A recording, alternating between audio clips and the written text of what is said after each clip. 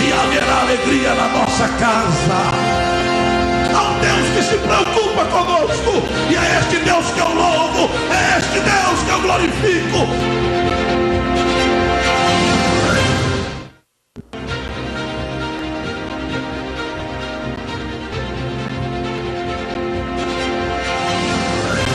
Queridos, eu sei que este verso, por muitas vezes, ele foi usado em nossas igrejas no sentido de aplicar uma disciplina, o que é bíblico. E este verso tem também este sentido. Quando nós nos reuníamos em cultos como este, na celebração de Santa Ceia, vocês que são crentes já há mais tempo, hão de se lembrar que quando o pastor lia este verso, um certo temor tomava conta da igreja. E alguém dizia: hoje alguém vai ser cortado. Quando se lia este verso, já podia se sentir no ar uma certa expectativa com relação à aplicação de uma disciplina, que não é errado. O verso tem esse sentido. Porém, não é desta forma que eu quero aplicá-lo nesta manhã. Eu quero usar este verso para repartir com vocês uma coisa que eu julgo de inteiro interesse da igreja. Todos nós, todo ser humano, independente da sua formação, da sua capacidade intelectual, nós somos agentes geradores de influência. Nós temos a capacidade de influenciar as pessoas, positivamente e negativamente. Vocês conhecem um ditado onde se diz o seguinte: diga-me com quem andas, e eu direi quem és. Poder da influência. Quando nós começamos a conviver com pessoas de bem, nós passamos a ter o comportamento de pessoas de bem. Quando começamos a conviver com pessoas que não têm esta característica, que são pessoas más, o que acontece conosco? Nós nos tornamos pessoas más. A Bíblia mostra isso de forma muito clara. Vocês se lembram daquela parábola que Jesus contou do filho pródigo?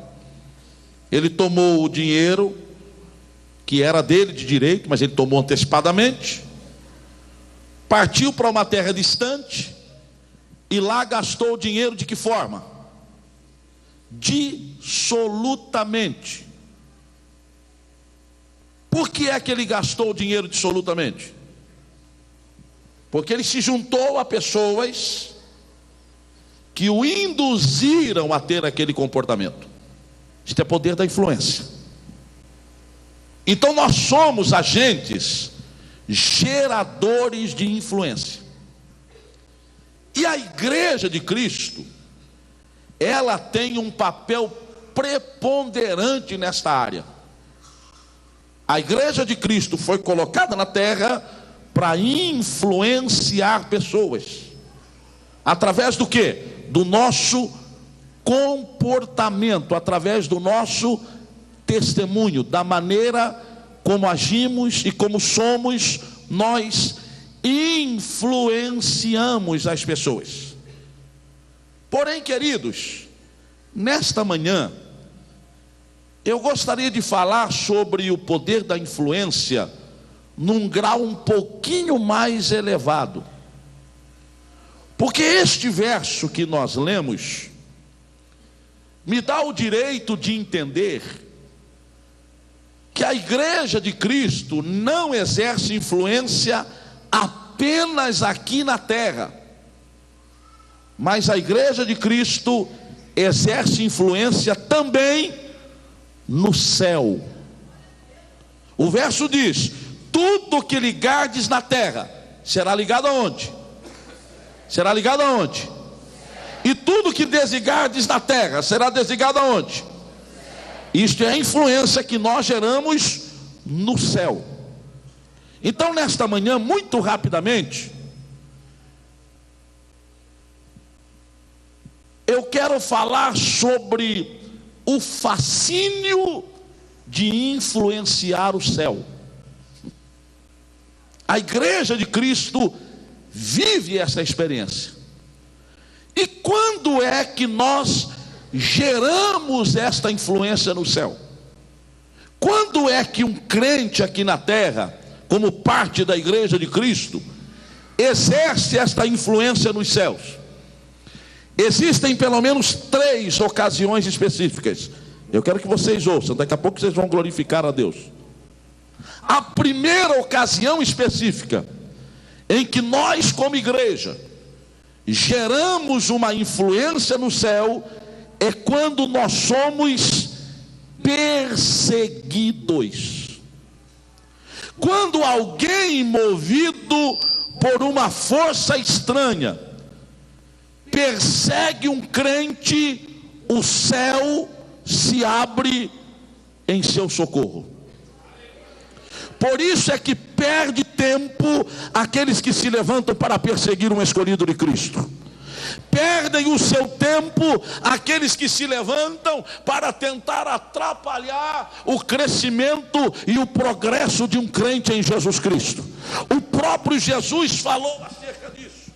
No capítulo 5 do Evangelho segundo escreveu Mateus, capítulos 10, 11 e 12. O que é que Jesus Cristo diz? Bem-aventurados os que sofrem perseguição por causa da justiça, porque deles é o reino dos céus. Bem-aventurados sois vós, quando vos injuriarem e perseguirem, e mentindo disserem todo o mal contra vós por minha causa, a não ser que você mereça. Exultai e alegrai-vos, porque é grande o vosso galardão nos céus, porque assim perseguiram os profetas que foram antes de vós. Parece uma incoerência isso. Como é que eu vou dizer que alguém que está sob a influência de uma perseguição é bem-aventurado, meu irmão? Como é que eu vou dizer que alguém que está sob acusação e sob mentiras que se levantam contra ele pode ser bem-aventurado? Mas não sou eu que estou dizendo isso, é o próprio Jesus Cristo no Sermão da Montanha. Jesus diz: quando fizerem isto contra vós por minha causa, então tranquilize o seu coração e a sua alma, alegrai-vos e exultai-vos, porque é grande o vosso galardão nos céus. Eu tenho uma palavra profética para a igreja nesta manhã. Se alguém tem se levantado contra a sua vida para tentar se destabilizar, se alguém tem se levantado contra você para tentar roubar a bênção de Deus, que por direito é sua, não vai ter êxito no seu propósito, porque o céu vai se abrir em seu favor e a bênção de Deus vai te alcançar. Quantos podem dizer glória a Jesus? O profeta Zacarias, falando acerca do pastor ferido, ele diz que a espada se ergueria contra o meu pastor. Esse pastor é uma alusão a Jesus Cristo. Zacarias diz: ó espada, ergue-te contra o meu pastor e contra o varão que é o meu companheiro, diz o Senhor dos exércitos. Fere o pastor e espalhar-se-ão as minhas ovelhas, mas eu, o Senhor, volverei a minha mão para os pequeninos. Sabe o que eu entendo isto?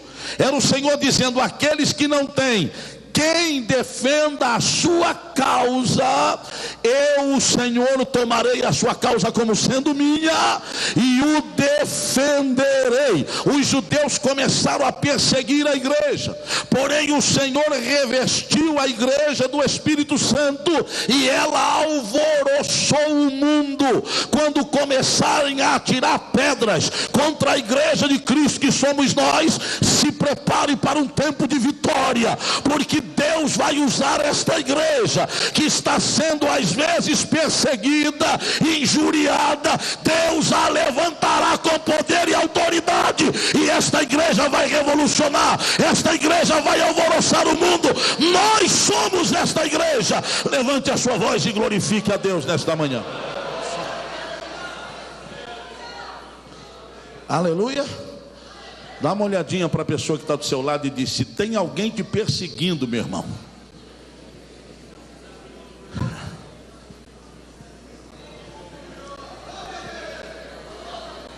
mas não glorifica ainda não, meu irmão, espera aí.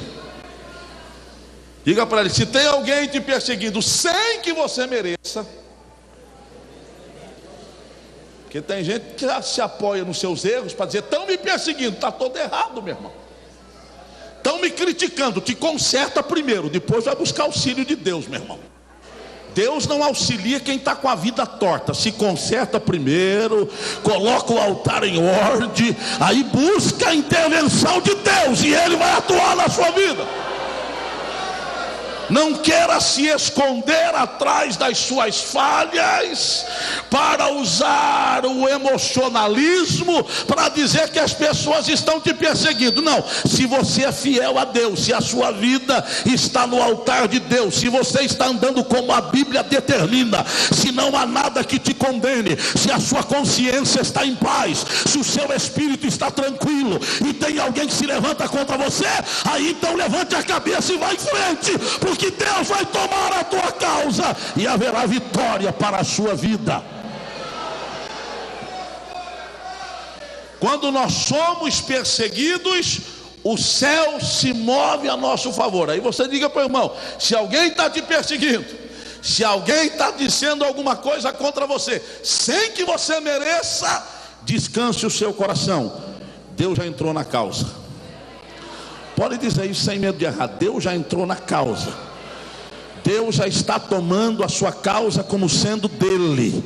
Deus já está tomando o seu problema como sendo dele. E na hora certa Deus vai entrar em ação e o milagre vai acontecer. Você pode adorar a Deus ou é difícil, meu irmão?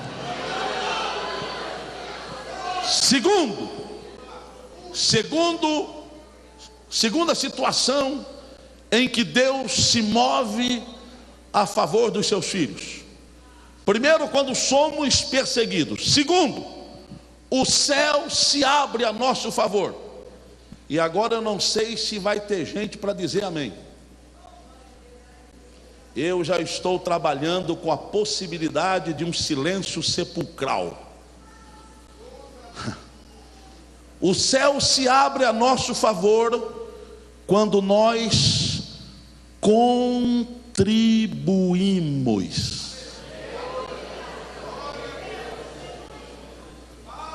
Vocês só glorificaram para querer me convencer de que eu estava errado, né? Contribuição é uma das ferramentas que nós temos nas mãos para abrir os céus. Quando nós damos prioridade às coisas espirituais, nós influenciamos na abertura dos céus. Sim ou não? Sim ou não? Sim. Tem Bíblia aí, meu irmão? Abra a sua Bíblia então. livro do profeta Ageu.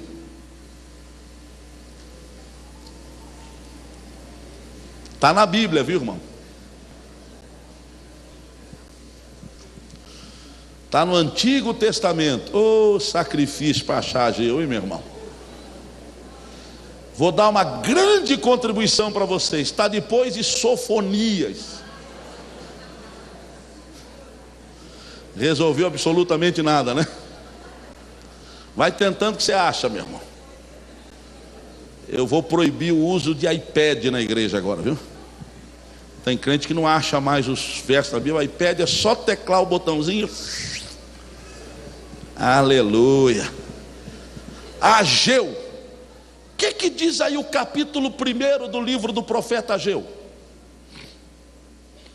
A partir do verso 3, há uma história interessante que está inserida aí.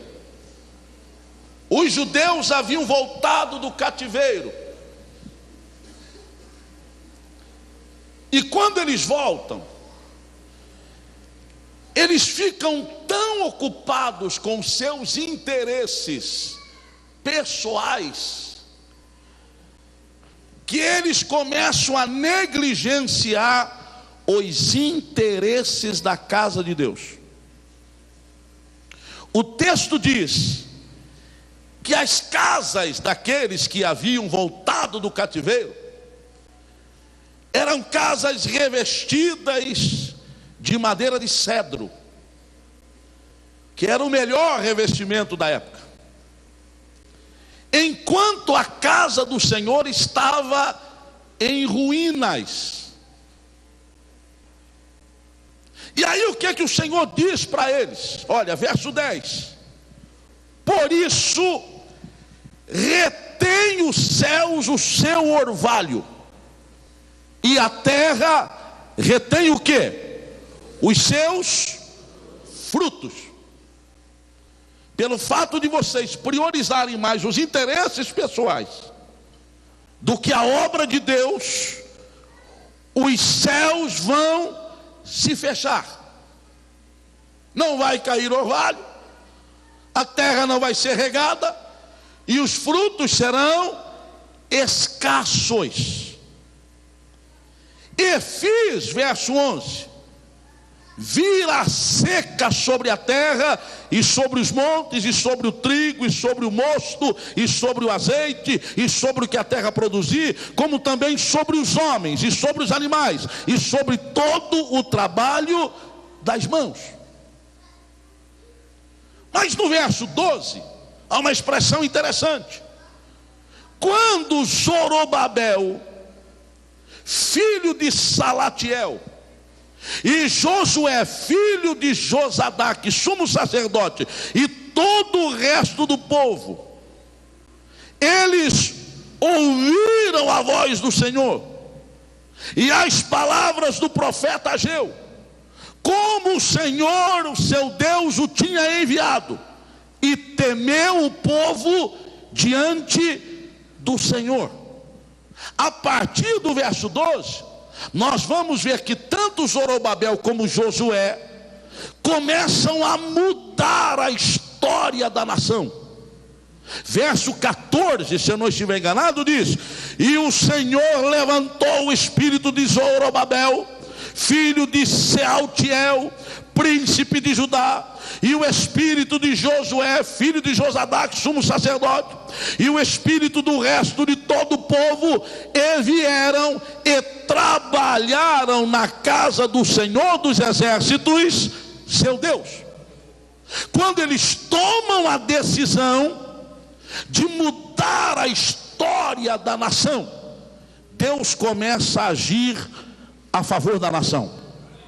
Tanto é que no verso 7 do capítulo 2 do mesmo livro, diz o seguinte, o verso 6, para entendermos o 7: porque assim diz o Senhor dos exércitos, ainda uma vez, daqui a pouco, e farei tremer os céus e a terra, e o mar e a terra seca, e farei tremer todas as nações, e virá o desejado de todas as nações, e encherei esta casa de glória, diz o Senhor dos exércitos. O que eu entendo nesses dois versos? Quando o povo toma a decisão de priorizar as coisas de Deus, o templo do Senhor, a casa do Senhor, Deus se move a favor do seu povo e diz: daqui a pouquinho eu vou fazer tremer os céus e a terra, e virá o desejado das nações. Eu sei que por muito tempo, e não se assustem com o que eu vou dizer, nós aplicamos o desejado das nações como uma mensagem messiânica. Mas esse desejado das nações aqui é uma referência às riquezas. O desejado das nações aqui é uma referência à prata e ao ouro. Se alguém tiver aí uma versão mais atualizada da Bíblia, vai entender o que eu estou dizendo. Tem uma versão que diz o seguinte: farei tremer todas as nações, as quais trarão para cá o quê? Os seus tesouros. É isso que diz a sua Bíblia? Olha aí, diga aqui, o que diz aí, pastor Marcos? Farei abalar todas as nações, e as coisas preciosas de todas as nações virão, e encherei de glória esta casa, diz o Senhor dos Exércitos. Está vendo aí? Porque às vezes a gente faz uma menção e tem gente que discute, dizendo: o pastor está pregando heresia. Não, só você pegar uma versão mais atualizada, uma tradução mais próxima da nossa língua, você vai entender que o desejado aí não é Jesus. Não é uma mensagem messiânica esse verso. O desejado é uma referência às riquezas. Tanto é que o verso seguinte diz: minha é o quê? A prata, e meu é o ouro, diz o Senhor dos exércitos. O que Deus estava querendo dizer? Eu, pelo fato de ser o dono da prata e do ouro, farei tremer céus e terra, e enviarei para vocês as coisas preciosas, o recurso que vocês precisam para que o templo seja levantado. É por isso que eu glorifico a Deus, e nenhum desafio que envolve a igreja de Cristo me intimida, porque eu sei que o meu Deus é o dono do ouro e da prata, dos céus e da terra, e tudo que neles existem, e Ele é provedor das necessidades da sua igreja. Quantos podem adorar a este Deus por isto? Levante o seu braço e diga glória a Deus. O que o profeta Ageu está dizendo? Quando vocês aplicaram o coração na casa de Deus, Deus fez mover os céus e a terra. Queridos, escute isto: quando nós começarmos a dar prioridade à obra de Deus, o Senhor dará prioridade às nossas necessidades. Quando nós aprendemos que as coisas de Deus vêm por primeiro, palavras de Jesus: buscai primeiramente o reino de Deus e a sua justiça, e todas estas coisas vos serão acrescentadas. Que coisas são essas que Jesus diz? Pega o contexto onde estão inseridas essas palavras. Jesus fala lá do que? Vestimenta. Jesus fala lá de mantimento. Jesus fala lá de casa para morar. Olhem para as aves do céu, não semeiam nem colhem, não obstante o vosso Pai delas cuida muito bem. Olha para os lírios do campo, não tecem nem fiam, mas eu digo que nem Salomão em toda a sua glória se vestiu como um deles. Por que andais ansiosos quanto ao que é a vez de comer e o que é a vez de vestir? Quem pode acrescentar um côvado à sua estatura? Vocês já perceberam que hoje um dos ramos de negócio que mais tem dado dinheiro são as academias de ginástica? Vou fazer uma pergunta e não responda, para não pecar. Quem de nós aqui está 100% satisfeito com a sua forma física?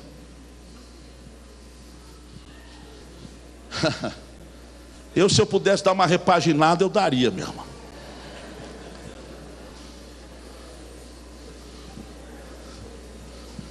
Eu me lembro quando a Silmara estava grávida do Rafael, nosso primeiro filho.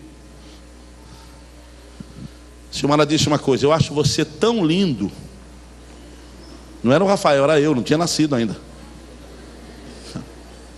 Eu gostaria que o Rafael fosse parecido com você. Só não queria que ele tivesse o seu nariz e a sua orelha.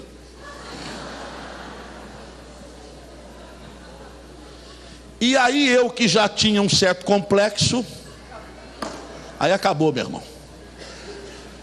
Toda vez que eu olhava no espelho, dizia: o que esse nariz está fazendo aqui? O que essa orelha está fazendo aqui? E aí nasceu o Rafael. O dia que o Rafael nasceu, eu estava na maternidade, e a enfermeira trouxe o Rafael para que nós pudéssemos vê-lo pela primeira vez. Minha sogra, muito experiente, quando a enfermeira chegou e trouxe o Rafael, ele estava do outro lado do vidro, ela pediu para que a enfermeira tirasse a manta que estava cobrindo o Rafael. E eu não estou entendendo porque aquilo, achei que ele estava cheio de frio. Mas a minha sogra disse: tira a manta, tira. Ela tirou. E a minha sogra disse: olha, ele é perfeito. Isso é uma preocupação de toda mãe. Tem os braços perfeitos, as pernas perfeitas, a mão perfeita, o pé perfeito. Eu não olhei nada disso. Eu só olhei o nariz e a orelha.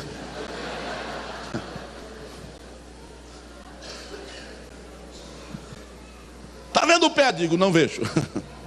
Está vendo o braço? Não estou enxergando. Mas a orelha e o nariz estão lá fria à frente. E até hoje eu sou muito feliz com o meu nariz e com a minha orelha. Mas se alguém pudesse mudar alguma coisa, eu mudaria. Eu ouvi alguém dizer aqui do meu lado, não vou dizer quem foi: ah, se eu pudesse eu tiraria a barriguinha. Eu também tiraria. As academias de ginástica estão cheias de pessoas. Ah, eu queria aumentar 10 centímetros na minha estatura. Alguém consegue fazer isso? Vamos lá para as barras para fazer exercício. Vai lá para a barra. 3 já é demais. Mede aí, 1,73 m. Continua nas barras. 1, 2, 3, 10. Mede aí, 1,73 m. Volta para as barras, sem exercício, 1,73 m. Você não vai aumentar o seu tamanho, meu irmão. Quer uma notícia que tem gente que não vai gostar? A tendência não é aumentar, a tendência é diminuir. Isso é provado cientificamente. À medida que vamos envelhecendo, há um desgaste da nossa estrutura óssea, há um encurvamento da nossa estrutura óssea, e a tendência é que de 1,73 eu passo para 1,70. Aí tem irmão reclamando com a esposa, né, irmã Maria, que a calça está muito comprida. Aí vem o pastor Valdemar, reclama com a irmã Maria: ih, você errou na barra da minha calça. Não foi ela que errou, não, o show que está diminuindo. Essa tendência é natural, meu irmão. E as pessoas ficam preocupadas com isso. Aí Jesus diz: tranquilize o coração, busquem primeiro o reino de Deus, e todas estas coisas vos serão acrescentadas. Que coisas são estas? Alimentos sobre a mesa. Eu vou profetizar para você nesta manhã: não faltará alimento na sua mesa até que Jesus volte para arrebatar a sua igreja para os céus. Se você crê, levante a sua voz e dê glória a Deus. É promessa do Senhor. Que demais coisas são estas? Não faltará uma roupa com a qual você venha cobrir o seu corpo de forma digna e elegante para vir ao santuário adorar ao Senhor. Não vai faltar vestimenta no seu guarda-roupa, meu irmão. Pode soltar sua voz e dar glória a Deus. Como está ruim isso, irmão? Aleluia.